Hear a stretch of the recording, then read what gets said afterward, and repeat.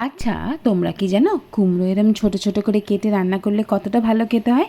যাকগে, তার আগে ভাজা মশলাটা রেডি করে নিই। নিয়ে নিয়েছি গোটা জিরে, গোটা ধনে, শুকনো লঙ্কা, তেজপাতা, আর দিয়ে দেবো সাথে কিছুটা এলাচ, দারচিনি আর মৌরি। সমস্ত কিছু ভালো করে ভেজে নিয়ে মিক্সার জারে কিন্তু নিয়ে এটাকে গুঁড়িয়ে নিতে হবে। সেই কড়াইতেই আবারও বেশ খানিকটা সর্ষের তেল দিয়ে কিছুটা বাদামও ভেজে নিলাম। সেই তেলেতেই দিয়ে দিলাম 5 ফোড়ন আর শুকনো লঙ্কা, কিছুটা হিং আর আদা কুচি। এবার আলু কুমড়োকে ভালো করে ভেজে নিতে হবে একটু নরম করে। দিয়ে দেবো স্বাদ মতো নুন, হলুদ গুঁড়ো, লঙ্কা গুঁড়ো, কাশ্মীরি লঙ্কার গুঁড়ো, সামান্য চিনি। সব কিছু মশলা দিয়ে ভালো করে কষিয়ে নিতে হবে। কিছুটা টমেটো কুচিও দিয়ে দেবো।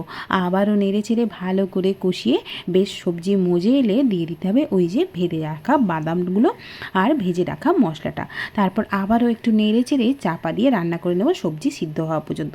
ব্যাস, কুমড়োর শুখা মশলা কিন্তু একদম রেডি।